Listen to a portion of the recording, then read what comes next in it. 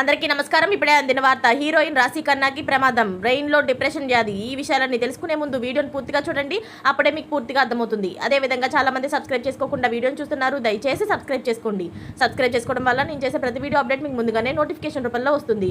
అదేవిధంగా లైక్ చేయడం మర్చిపోతున్నారు, దయచేసి లైక్ చేయండి. లైక్ చేయడం వల్ల ఇటువంటి ఇంపార్టెంట్ ఇన్ఫర్మేషన్ చాలా మందికి రీచ్ చేసిన వాళ్ళు అవుతాం. ఇక లేట్ చేయకుండా వీడియోలోకి వెళ్ళిపోదాం. టాలీవుడ్లో చాలా తక్కువ టైంలోనే అగ్ర హీరోయిన్ స్థాయికి ఎదిగింది రాశి ఖన్నా.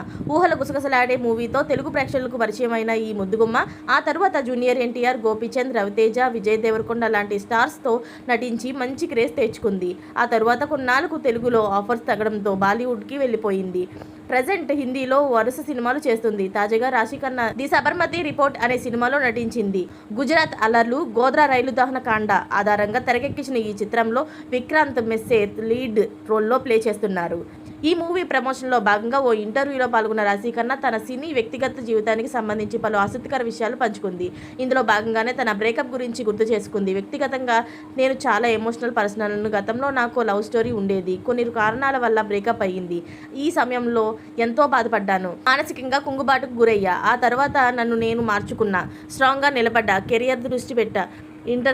ఇండస్ట్రీలో కంటే బయటే నాకు ఎంతోమంది స్నేహితులు ఉన్నారు. కుటుంబ సభ్యులు, స్నేహితులే నాకు అన్ని విధాలుగా సపోర్ట్ చేస్తూ ఉంటారు.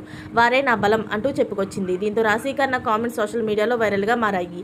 ఇలాంటి లేటెస్ట్ అప్డేట్స్ అన్ని మీరు ముందుగానే పొందాలి అనుకుంటే ఛానల్ని సబ్స్క్రైబ్ చేసుకోండి. అలాగే పక్కనే ఉన్న గంట సింబల్ని క్లిక్ చేయడం మర్చిపోకండి. Thanks for watching friends.